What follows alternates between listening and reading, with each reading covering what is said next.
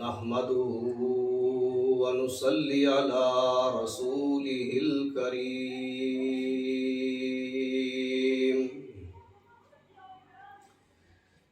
أما بعد فأعوذ بالله من الشيطان الرجيم بسم الله الرحمن الرحيم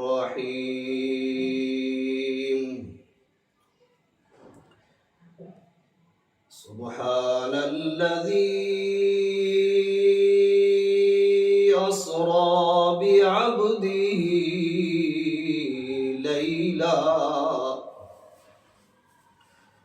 سبحان الذي أسرى بعبده ليلا من المسجد الحرام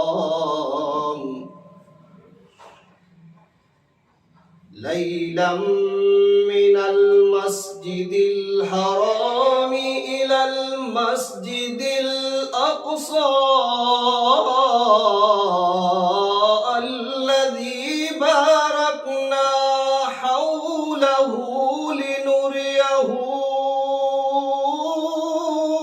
من آياتنا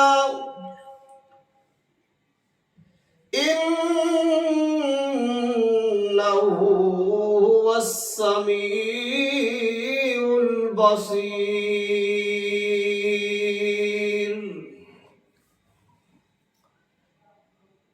مصطفیٰ چلے معراج پر بلغ العلا بکمالہ مصطفیٰ چلے معراج پر بلغ العلا بکمالہ سارا جہاں روشن ہوا کشف الدجا بجمالہ سب اوصاف ان کے پاک تھے حسنت جمیع خصالہ مومنو سب مل کر پڑھو صلو علیہ وآلہ اللہم صلی علی سیدنا و مولانا محمد وعلی آلہ وصحبہ وبارک وسلم عزیزان من، اللہ کریم نے اپنے حبیب کو معراج کرایا اور ایسا معراج کرایا جو کائنات میں اللہ نے کسی کو عطا نہیں کیا۔ یہ ایک واحد شخصیت ہے آقا انعامدار محمد مصطفیٰ احمد مجتبیٰ صلی اللہ علیہ وسلم، جن کو اللہ کریم نے معراج پہ بلایا اور وہاں اس جگہ تک پہنچایا کہ پوری کائنات آقا کے قدموں کے تلے تھی۔ سبحان اللہ۔ اور معراج کرانے کے لیے اللہ تبارک و تعالی نے پروگرام بنایا۔ کب پروگرام بنایا؟ بہت پہلے۔ کتنا پہلے؟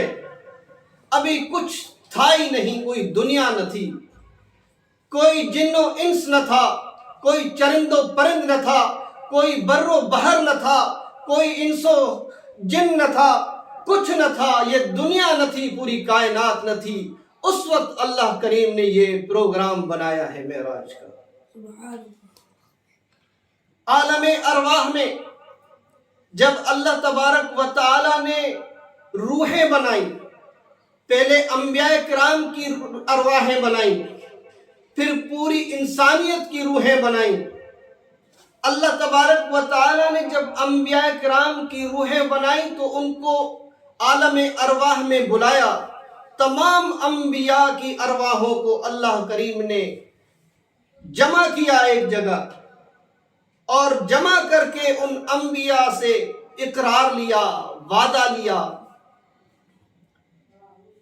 کیا وعدہ لیا، کیا اقرار لیا؟ تمامی انبیاء حضرت آدم علیہ السلام سے لے کر حضرت عیسیٰ علیہ السلام تک کم و پیش 1.25 لاکھ انبیاء کا اجتماع لگایا، سارے انبیاء جمع ہیں، اور اللہ تبارک و تعالیٰ نے سب سے وعدہ لیا، فرمایا وَإِذْ أَخَذَ اللَّهُ مِيثَاقَ النَّبِيِّينَ لَمَا آتَيْتُكُم مِّن كِتَابٍ وَحِكْمَةٍ۔ یاد کرو وہ وقت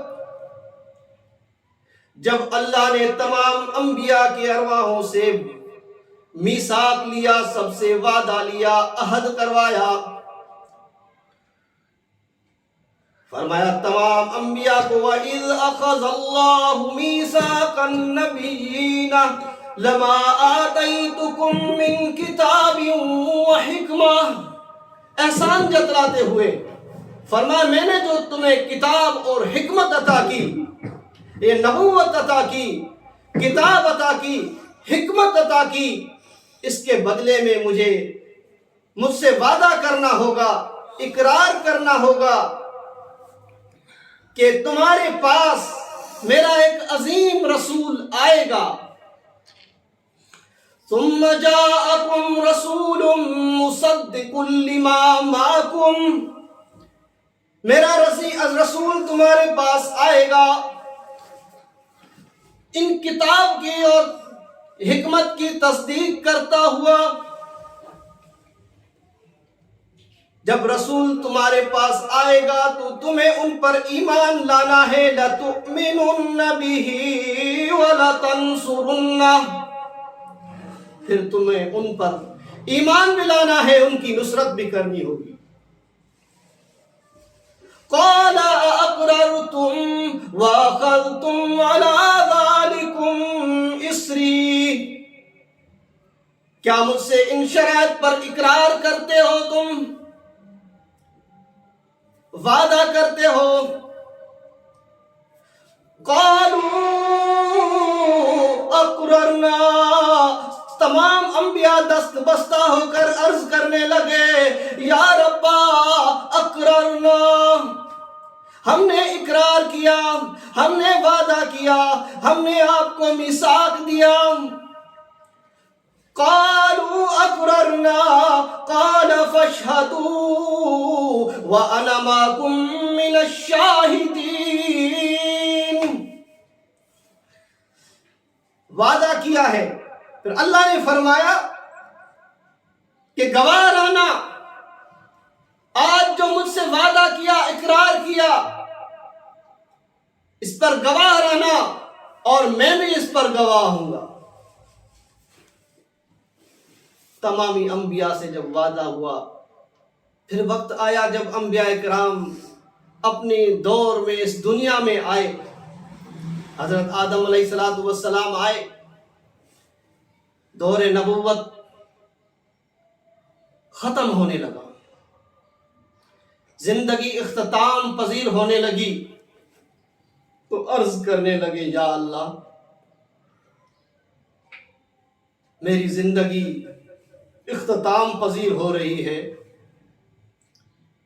آپ سے وعدہ کیا تھا آپ کا رسول آئے گا، اس پر ایمان لانا ہے، ان کی نصرت کرنی ہے، یہ تو میری زندگی ختم ہو رہی ہے۔ نوح علیہ نبینا علیہ السلام بھی اپنا دور ختم ہوتے ہوئے دیکھ رہے ہیں اور عرض کر رہے ہیں یا اللہ زندگی اختتام پذیر ہو رہی ہے، وعدہ کیا تھا ابھی تک پورا نہیں کر پائے، کب ہوگا؟ اس طرح تمامی انبیاء حضرت موسیٰ علیہ السلام تک اس دنیا سے جاتے ہوئے پیچھے دیکھتے ہوئے جا رہے ہیں کہ وعدہ پورا نہیں ہوا، کب وعدہ پورا ہوگا؟ اللہ فرمانے لگے وعدہ پورا بھی میں کرواؤں گا، اپنے رسول کو لے کے آؤں گا، تم تک پہنچاؤں گا، پھر ان پر ایمان بھی لانا، ان کی نصرت بھی کرنا۔ تمام انبیاء اپنا وقت مکمل کر کے اس دنیا سے رخصت ہو گئے۔ جب سیدنا محمد رسول اللہ صلی اللہ علیہ وسلم اس دنیا میں تشریف فرما تھے،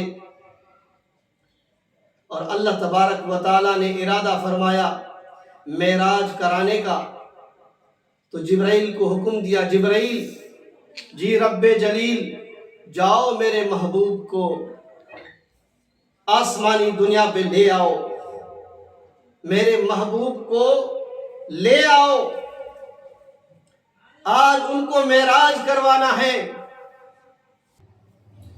اللہ نے فرمایا جبریل جی رب جلیل، جبریل جاؤ میرے محبوب کو آسمانی دنیا پہ لے آؤ، معراج کرانے کے لیے لے آؤ۔ جبریل علیہ السلام آسمانی دنیا سے زمین پر آنے لگے۔ اللہ تبارک و تعالی نے جو کچھ بھی کیا اپنے توحید کے معاملے کو ہر مرتبہ صاف کرتے رہے، اپنے توحید کے معاملے پر کبھی آنچ آنے نہیں دی، توحید کو مسلسل واضح رکھا کہ اللہ وحدہ لا شریک لہ ہے، اس کا کوئی شریک نہیں۔ اللہ اپنی ذات اور صفات میں وحدہ لا شریک ہے، کوئی ان کا شریک نہیں ہے، کہیں پر بھی کوئی کسی کو شک ہونے کی کوئی گنجائش ہی نہیں چھوڑی۔ یہاں پہ بھی ایسا ہی ہے کہ جاؤ جبرائیل محبوب کو لے کے آؤ، اللہ تو ہر جگہ حاضر ناظر ہے، اس لیے اللہ کو کہیں آنے جانے کی ضرورت نہیں۔ جسے آنے کی ضرورت ہوتی ہے، ہاں جانے کی ضرورت ہوتی ہے، جو یہاں ہے وہاں نہیں، جو وہاں ہے یہاں نہیں، وہ حاضر ناظر نہیں۔ حاضر ناظر صرف ایک اللہ کی ذات ہے، باقی بس فرمایا جبریل جاؤ۔ جبریل آسمانی دنیا پہ ہے، زمین پہ نہیں۔ اب جبریل جا رہے ہیں، محبوب کو لے کے آؤ، محبوب دنیا میں ہے، آسمانی دنیا میں نہیں، اسی لیے جاؤ ان کو لے کے آؤ۔ جب جبریل آئے تو حضور اس وقت کیا فرق کر رہے تھے؟ اس وقت حضور آرام فرما رہے تھے۔ اللہ نے بتلایا ہی نہیں کہ میں راج پہ اب بلاؤں گا۔ اگر اللہ کریم ایک دو دن پہلے بتلائی دیتے تو آقا کریم کی نیندیں اڑ جاتی، آرام نہ ہوتا، انتظار کی شدت ہوتی کہ کب آتا ہے جبریل اور میں جاؤں گا معراج پہ، بے چین ہو جاتے۔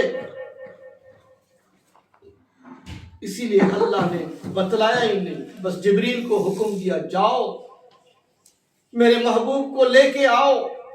جبریل آئے، حضور آرامی ہے، حضور کے قدموں پہ اپنے پر ملنے لگے، نیند سے اٹھایا، عرض کی، سلام عرض کیا اور کہنے لگے اللہ نے آپ کو معراج کے لیے اوپر بلایا ہے۔ حضور اٹھے، تیار ہوئے، مسجد حرام میں آئے، نفل ادا کیا، زمزم کی جگہ پر گئے، جبرائیل علیہ السلام حضور کو زمزم والی جگہ پر لے گئے۔ رات کی تاریکی تھی اور اس وقت حکم یہ تھا کہ جبریل نے حضور کا شق صدر کرنا تھا۔ شق صدر کیا، حضور کے سینے کو چاک کیا اور دل مبارک کو نکال کے سونے کی تشتری میں انوارات کو لے کے آئے تھے، ان انوارات میں ڈبویا، آب زمزم سے دھویا، نورانی انوارات دل میں ڈالے اور سینے مبارک میں ڈالے، اور سینہ بند کر دیا، یہ شک صدر کا عمل ہوا، اور اس کے بعد حضور نبی کریم صلی اللہ علیہ وسلم کو معراج کے سفر کے لیے آگے لے کے چلے۔ سفر پہ جانے کے لیے جبریل براق کو لے کے آئے تھے۔ یہ وہ چوپائی سواری تھی جو گدھے سے تھوڑا ہائٹ میں بڑا تھا اور خچر سے تھوڑا کم۔ یہ براق، اس سواری پر جب حضور تشریف فرما ہوئے تو یہ براق چلنے لگا، چلا نہیں، یہ اڑنے لگا۔ براق کی رفتار برق رفتار تھی، اور اس وقت وہاں سے مسجد حرام سے لے کے مسجد اقصی تک کا سفر کرنا تھا، جسے اسرا کا سفر کہتے ہیں۔ اور اس سفر کے دوران کئی مقامات پر رکے۔ حضور نبی کریم صلی اللہ علیہ وسلم راستے میں حضرت موسیٰ علیہ السلام کی قبر مبارک پر بھی رکے، کئی اور جگہوں پر رکے، اور پھر مسجد اقصی تک پہنچے۔ اس سفر کو اسرا کا سفر کہتے ہیں۔ فرمایا سبحان الذی اسرا بعبدہ لیلا، سبحان الذی اسرا بعبدہ لیلا من المسجد الحرام الى المسجد الاقصی۔ مسجد حرام سے لے کے مسجد اقصی تک اسرا کا سفر کرایا۔ حضور نبی کریم صلی اللہ علیہ وسلم جب مسجد اقصی پہنچے، مسجد اقصی کا دروازہ کھلا ہوا تھا۔ حضور مسجد اقصی میں داخل ہوئے، نفل ادا کیا۔ یہ جو کہتے ہیں کہ انبیاء جمع تھے، ابھی انبیاء جمع نہیں تھے، وہاں پر نہیں تھے اس وقت۔ انبیاء سے نے تو وعدہ کیا ہوا تھا کہ حضور آئیں گے، ابھی حضور کو ان تک پہنچنا ہے، اس سے پہلے انبیاء نہیں آئے۔ تو حضور نبی کریم صلی اللہ علیہ وسلم مسجد اقصی سے پھر براق پر تشریف فرما ہوئے، اور آسمانی دنیا کا سفر شروع ہوا۔ یہ عالم ملکوت کا سفر تھا۔ مسجد حرام سے مسجد اقصی تک یہ اسرا کا سفر ہے، اور مسجد اقصی سے افق تک یہ عالم ملکوت کا سفر ہے۔ حضور جب برق رفتاری سے آسمانوں کی طرف روانہ ہوئے، جب پہلے آسمان پر پہنچے تو حضرت آدم علیہ نبینا علیہ السلام اور کئی انبیاء کی جماعت ان کے ساتھ انتظار کر رہے تھے۔ حضور نبی کریم صلی اللہ علیہ وسلم نے وہاں پہنچتے السلام علیکم کہا تو تمام انبیاء نے، حضرت آدم علیہ السلام نے جواب دیا وعلیکم السلام یا نبی صالح یا ابن صالح۔ پھر حضور نبی کریم صلی اللہ علیہ وسلم دوسرے آسمان تک پہنچے، وہاں انبیاء سے ملاقات ہوئی۔ تیسرے آسمان پر پہنچے، وہاں انبیاء سے ملاقات ہوئی۔ اس طرح چوتھے، پانچویں، چھٹے، ساتویں آسمان سے گزرتے ہوئے جب آگے گئے، سب انبیاء دیکھتے رہ گئے کہ اللہ رسول اکرم صلی اللہ علیہ وسلم آئے، ہم نے سلام کیا، ایمان لائے، ابھی ہمیں نصرت کا موقع نہیں ملا۔ اللہ فرمانے لگے ملے گا ملے گا۔ حضور جس مقصد کے لیے آئے ہیں وہ تو پورا کرنے دو۔ حضور اوپر گئے، عالم ملکوت سے عالم جبروت کی طرف، سدرۃ المنتہا تک جا کے پہنچے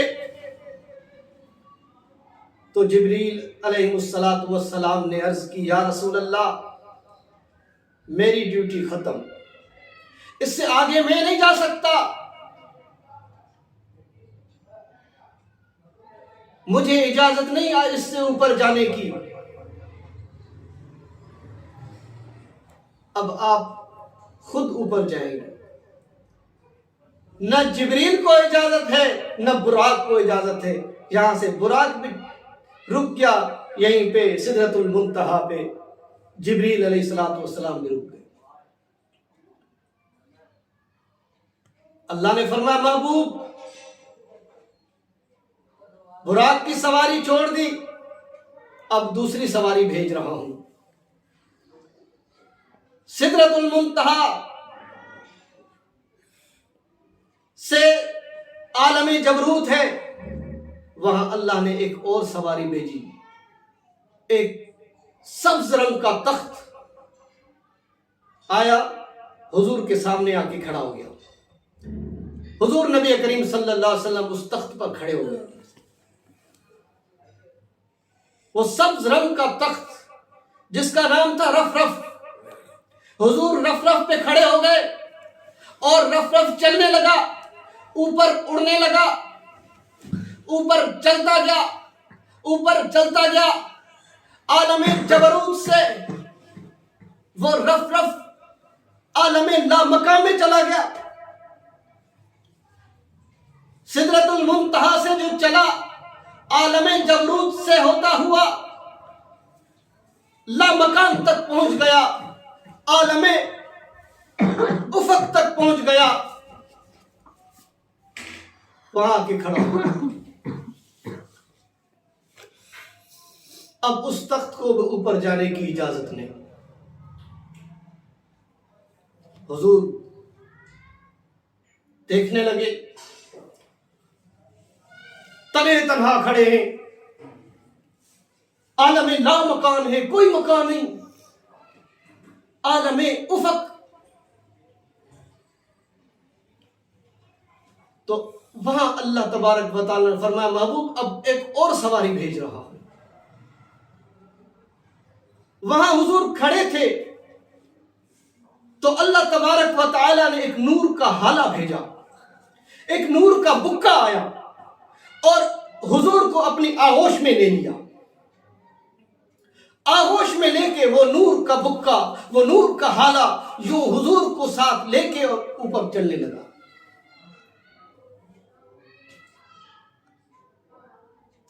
اور جب اوپر گیا، عالم افق تک پہنچ کے وہ کھڑا ہو گیا۔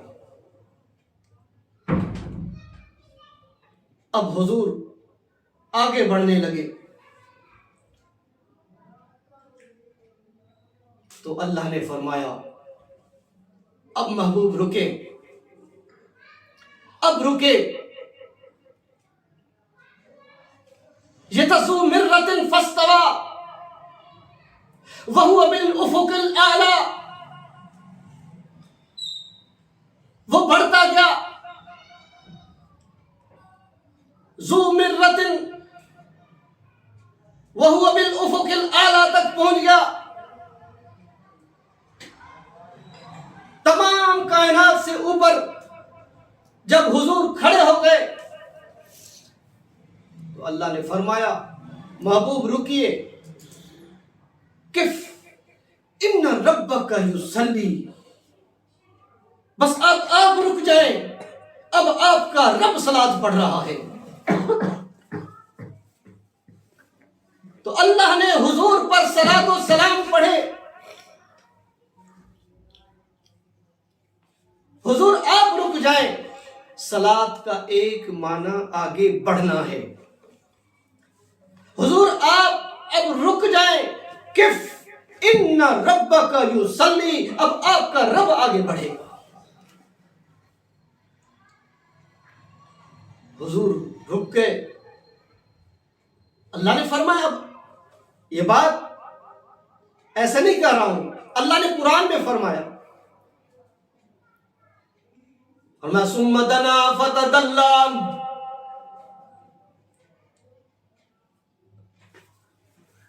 کہ وہ آگے بڑھا، وہ آگے بڑھا۔ کون آگے بڑھا؟ حضور آگے بڑھے یا اللہ آگے بڑھے؟ اللہ کریم نے جو فرمایا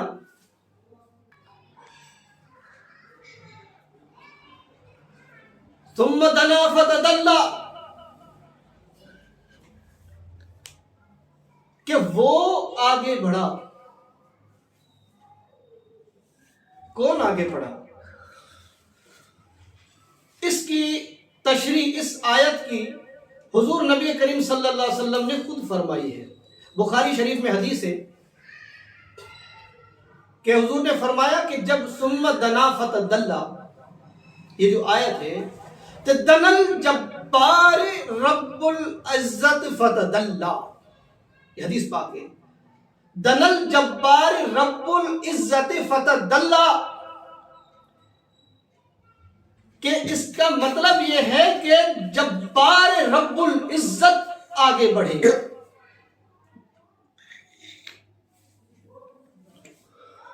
ثم دنا، وہ آگے بڑھا.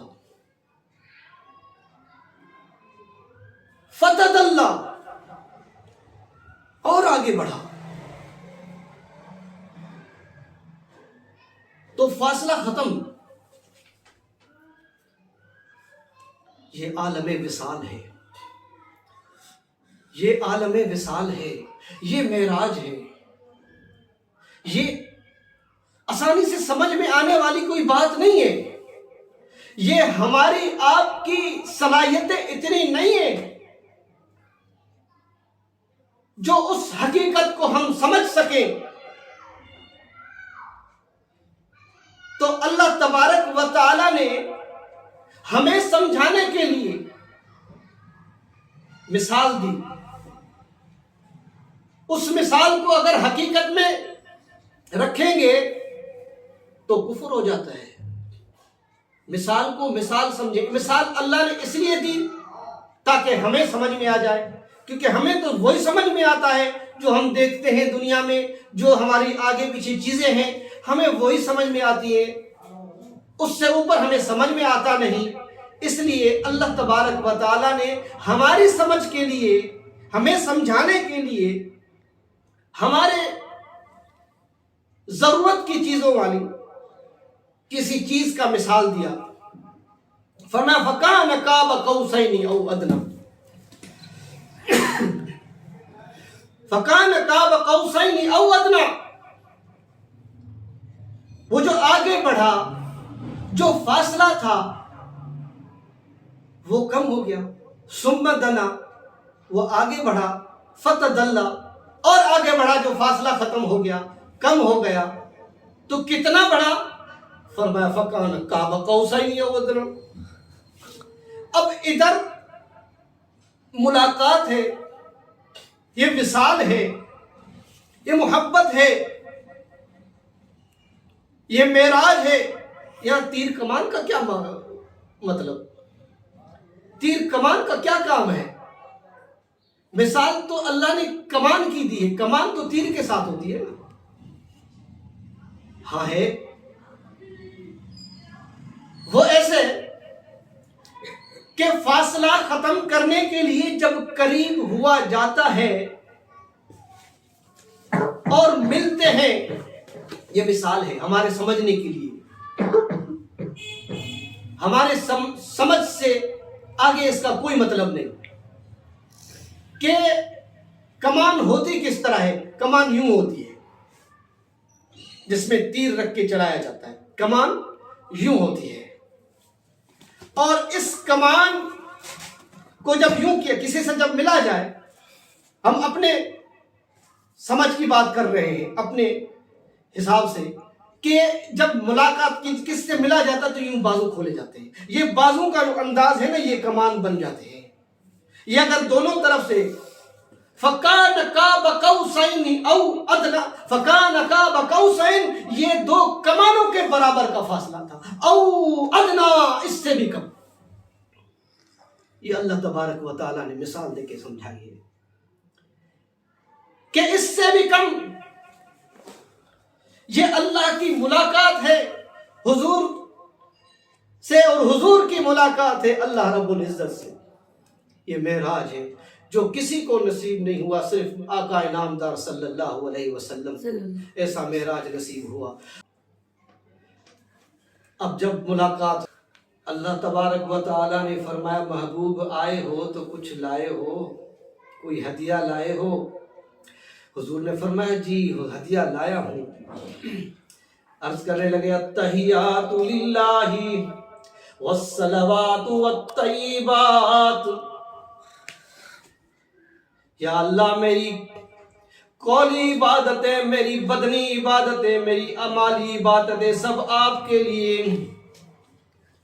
تو اللہ تبارک و تعالیٰ نے بھی ہدیہ دیا، السلام علیکہ ایہا النبی، اے میرے نبی آپ پر سلامتی ہو، ورحمت اللہ وبرکاتہ، آپ پر رحمت ہو میری اور آپ پر برکتیں ہوں۔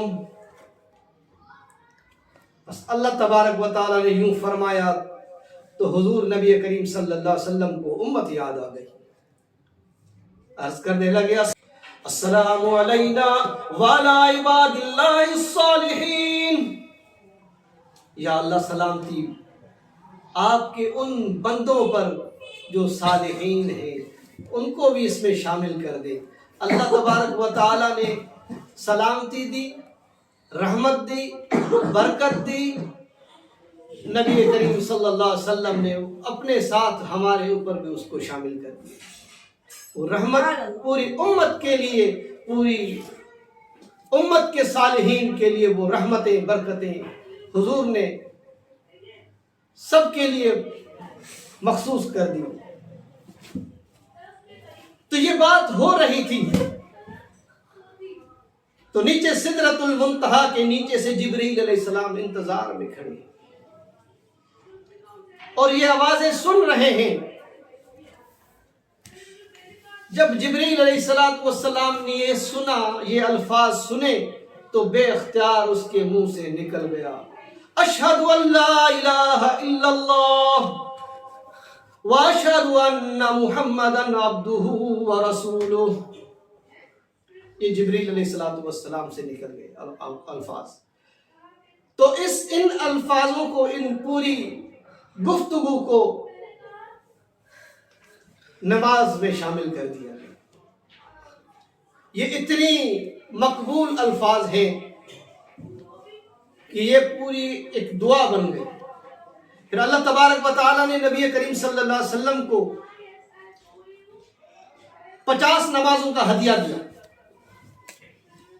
حضور نبی کریم صلی اللہ علیہ وسلم محبت میں، شوق میں 50 نمازیں لیں اور پھر وہاں سے روانہ ہوئے۔ تو جب آسمانی دنیا پر پہنچے تو موسیٰ علیہ السلام سے ملاقات ہوئی۔ تو موسیٰ علیہ السلام نے معاملات پوچھے، کیا ہوا؟ حضور نبی کریم صلی اللہ علیہ وسلم نے بتلایا کہ 50 نمازیں تحفے میں ملی ہیں۔ موسیٰ علیہ السلام نے عرض کی کہ میرا تجربہ ہے، میری امت نماز پڑھتی نہیں تھی، تو آپ کی امت 50 نمازیں کیسے پڑھے گی؟ یہ بڑا مشکل ہو جائے گا آپ کی امت کے لیے، آپ جائیں یہ کم کرا کے آ جائیں۔ تو حضور نبی کریم صلی اللہ علیہ وسلم نے یہ دیکھا کہ واقعی یہ میری امت کے لیے بڑا مشکل مسئلہ نہ ہو جائے۔ حضور واپس گئے، اللہ کریم کے پاس واپس گئے، اس میں رعایت کر دیں، کم کر دیں۔ 5 نمازیں کم ہو گئی، حضور واپس آ گئے۔ پھر موسیٰ علیہ السلام نے پھر عرض کی واپس جائیں، کم کرا کے آئیں، یہ 45 نمازیں بھی آپ کی امت نہیں پڑھے گی۔ حضور واپس گئے، پھر کم کرائی۔ یہ اس طرح حضور نبی کریم صلی اللہ علیہ وسلم 9 بار آتے گئے، جاتے گئے، کم کراتے گئے۔ آخر میں 5 نمازیں ہوئیں۔ موسیٰ علیہ السلام نے پھر بھی کہا کہ جا کے کم کرا کے۔ حضور نے کہا اب مجھے شرم آ رہی ہے، اس سے زیادہ کم نہیں کراؤں۔ تو اللہ نے فرمایا یہ 5 نمازیں آپ کی امت پڑھے گی، میں 50 نمازوں کا اجر دوں گا۔ حضور نبی کریم صلی اللہ علیہ وسلم معراج سے واپس ہوئے، 5 نمازیں فرض یہ لے کے آسمانی دنیا سے نیچے زمین تک آنے لگے تو اللہ تبارک و تعالیٰ نے تمامی انبیاء کو نصرت کرنے کا موقع دیا. نصرت سمجھتے ہیں؟ نہیں تو تبلیغ میں جا کے نصرت کو سیکھ لیں. نصرت کیا ہوتی ہے سمجھ میں آ جائے گا. ساتھ چلنا، ساتھ دینا. تو اس وقت وہ تمام انبیاء جنہوں نے حضور پر ایمان لایا اور پھر نصرت کرنے کے لیے آسمانی دنیا سے نیچے زمین پر چلنے کے لیے روانہ ہو گئے. یہ نصرت تھی. یہ وہ وعدہ جو اقرار کیا تھا اللہ سے وہ پورا ہو رہا تھا.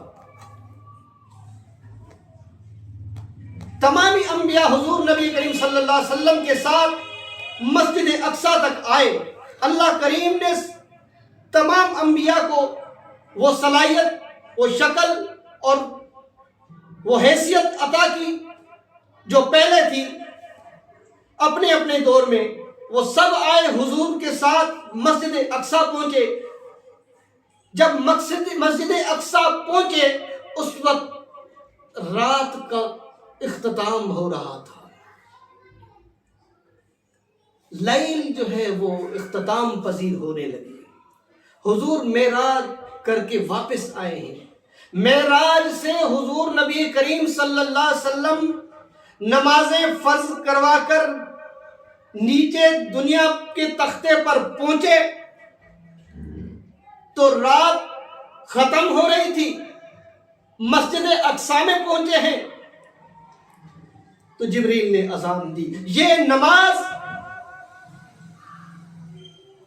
پہلی نماز، پہلا فجر کا فرض تھا جو فرض ہوا تھا. یہ پہلا فجر کا فرض ادا کیا جا رہا تھا جس کی امامت نبی کریم صلی اللہ علیہ وسلم نے کرائی اور جماعت پوری انبیاء کی جماعت تھی. جبرائیل علیہ السلام نے اذان دی. نبی کریم صلی اللہ علیہ وسلم نے نماز پڑھائی، فجر کا فرض. تمام انبیاء نے وہ فرض پڑھا، نماز پڑھی. پھر اس کے بعد